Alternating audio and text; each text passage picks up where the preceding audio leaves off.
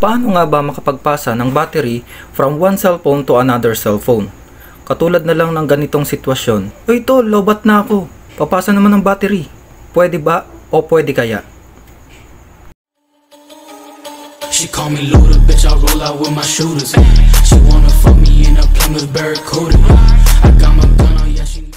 So ito po yung mga gagamitin po natin. So dalawang cellphone po, okay? Ang senaryo, ito pong ating iPhone ang manghihingi ng battery or magpapapasa sa ating Huawei Nova 3. So ang battery po ng ating Huawei Nova 3 ay 59% and yung phone ay 10%. So kailangan po natin ng cord para sa iPhone natin kasi siya yung kailangan ng charge o kailangan manghingi ng battery.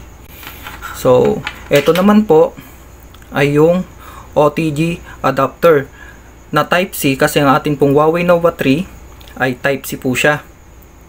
So, okay. Kung halimbawa naman po ang inyo pong cellphone na hihinga ng battery ay micro, so ang kailangan nyo po ay ganito. So, micro OTG naman po. Okay?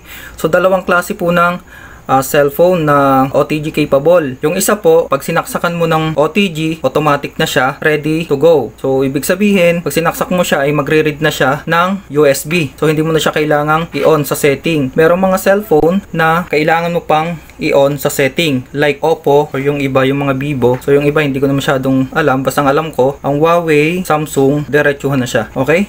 Simulan natin. So, pansinin po muna natin, patuloy na nagdi-decrease po ang ating iPhone. And itong pong Huawei Nova 3 natin ay still 59%. So ang gagawin po natin, i-connect lang po natin itong dalawa. Okay? I-connect po natin. Then kailangan po natin itong isaksak sa ating Huawei Nova 3. So siya po yung magiging source ng battery.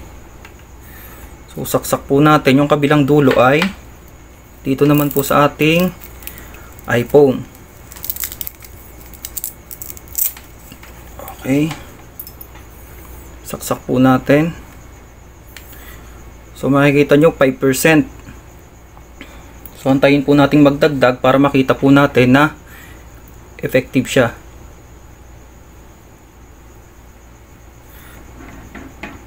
So, yan. So makikita nyo 13%, medyo may sira na kasi yung battery ng iPhone, pero makikita nyo nagdadagdag siya sa halip na mag-decrease. So ibig sabihin okay po yung atin pong trick na ginagawa. So 14%. So makikita nyo po walang ibang nakakonect sa kanya kundi silang dalawa lang. Ilapit po natin na sila po ay nagdadagdag. So ayan. So okay guys.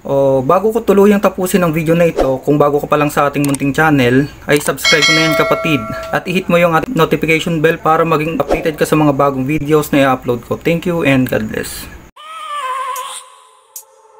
I have a dream, that's all I need. I'll make it happen with some work and belief. Know what I want.